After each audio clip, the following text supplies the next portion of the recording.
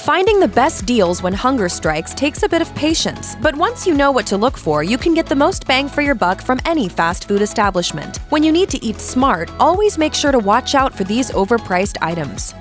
When you want some quick Chinese-American grub, Panda Express makes grabbing an order of General Tso's chicken or a side of egg rolls that much easier. According to Globe Newswire, due to popular demand, the chain brought its signature fried rice back to menus nationwide in 2013. The restaurant's full order of fried rice typically goes for $7.80, and while you can definitely fill up on the dish, you're still paying too much. When you want to indulge in some hearty fried rice, compare the cost of the meal at Panda Express to the cost of making the dish at home. According to Pennies and Pancakes, you can make this classic staple yourself for a measly 49 cents per cup. Do yourself and your wallet a favor and don't get tempted by this extremely overpriced meal, especially when you can make your own at home and tailor it to your liking.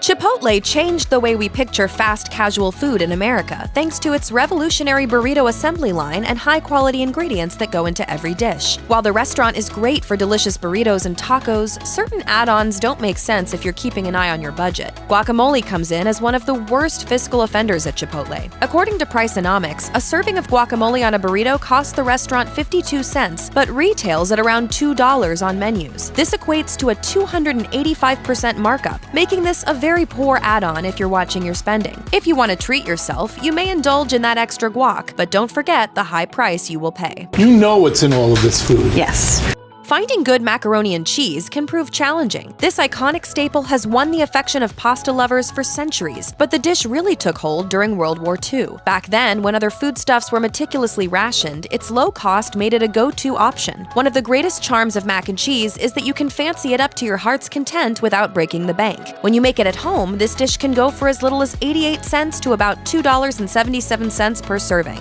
At Panera Bread, you have the opportunity to grab this beloved comfort food, but if you're looking to save some money, you might just want to walk away. A small size of mac and cheese at Panera comes in at $4.99, whereas a large costs $7.99. And a bread bowl of mac and cheese sets you back $5.99, which could get you a full meal at some fast food joints. Even if you order the small size, you can expect to pay a price that's marked up almost 200%. Next time you have to place an order at Panera, do your bank account a favor and don't get tempted by this cheesy treat. If you make pizza at home, you can always save a ton of cash. On average, your standard takeout pizza with a few meat toppings carries a wholesale cost of $1.90, but retails for $14. This results in a whopping 636% markup, according to Small Business Chronicle. If this number already has you in shock, you definitely don't want to hear about the high markup Papa John's assigns to its veggie pizza. When it comes down to it, Papa John's not only weighs in as the most expensive franchise out of any fast food pizza chain, but it also serves up the most expensive veggie pizza. Factor in how veggies on pizza are typically marked up by 525%, and you can feel confident knowing that this particular pie serves up the most overpriced pizza experience around. When the craving strikes and you need to grab a pizza, learning how to make one at home can save you the most. If you do decide to order out and you're watching your budget, stay away from this pizza at all costs. McDonald's breakfast has had a tumultuous time as of late. Due to the 2020 pandemic, all-day breakfast disappeared for several months. While the menu ebbs and flows, the chain's Hotcakes continue to stand as a crown jewel of its breakfast selection, delighting fans since the product was introduced in 1977. Although we continue to love the one-of-a-kind taste of this breakfast staple, anyone who needs to save some money should steer clear of these treats. Pancakes generally clock in as one of the cheapest foods to make, averaging only 4 cents a piece. If you measure this incredibly meager price tag against the one you see at McDonald's, you end up with a dazzling 2,609% markup. Even if you go all out, pancakes you make at home should only run you 23 cents each. You can try to improve the balance by requesting more toppings on your pancakes to decrease the markup, but either way, these hotcakes could see a significant price cut and still bring massive profits. Nothing feels as comforting as a big bowl of chicken noodle soup. This classic recipe traces its lineage back to ancient Greece and has genuine healing properties that have been backed by science. Sometimes when we feel down, it's so much easier to order a to-go bowl from a restaurant. But despite the impulse to grab some, quote, home-style chicken noodle soup from Panera, you might want to pump the brakes if you're looking to make your dollar go further. According to Reader's Digest, homemade chicken noodle soup only costs a restaurant about 30 cents to make, meaning you're spending far more on this dish than you realize. Next time a craving strikes, opt to whip up this classic in your own kitchen and avoid the needlessly inflated cost.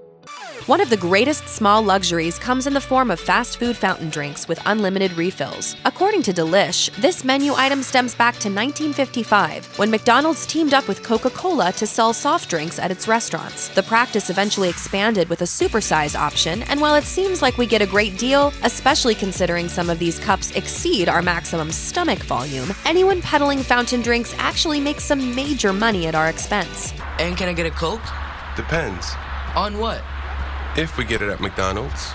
According to Business Insider, restaurants receive a 1,500% markup when they sell fountain drinks. This price difference comes back to the fact that these beverages consist of carbonated water and high fructose corn syrup, both of which are low cost. If you really want a great value, opt out of the massive fountain drink next time you visit a fast food establishment. You'll get more value for your buck and likely a better taste by picking up your own cans. Waking up without morning coffee may feel impossible, but luckily, Starbucks always has a convenient location nearby whenever you need an extra boost of energy. While the chain has truly tapped into our desire for to-go coffee, the company seems to rely on overpriced drinks to drive its revenue streams. Despite the overhead of production and transportation, coffee doesn't cost that much to make. As a result, fast food restaurants can charge what feels like an arm and a leg for coffee products. According to Business Insider, simpler cups of coffee, like Starbucks Cafe Latte, can be marked up to 2,900% when compared to the cost of making the same drink at home. While you might have a chance of reducing this ratio if you order a fancier drink, don't expect to save a buck when you grab a coffee creation from your local Starbucks.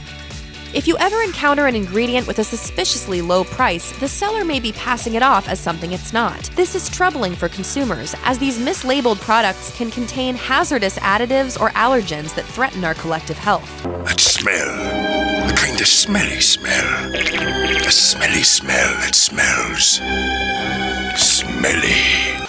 According to a study published in Food Security, the fishing industry is especially guilty of food fraud, since sellers can easily pass off certain species as more desirable fish. Restaurants might not even know when they're being duped, as this industry is not regulated enough to enforce punishment on seafood sellers who engage in vague sales practices. Experts found that 21% of fish tested don't match up to their sales labels. So the next time you order a Long John Silver Pacific Cod Combo or Culver's North Atlantic Cod Sandwich, you might end up eating a much cheaper fish than what you paid for.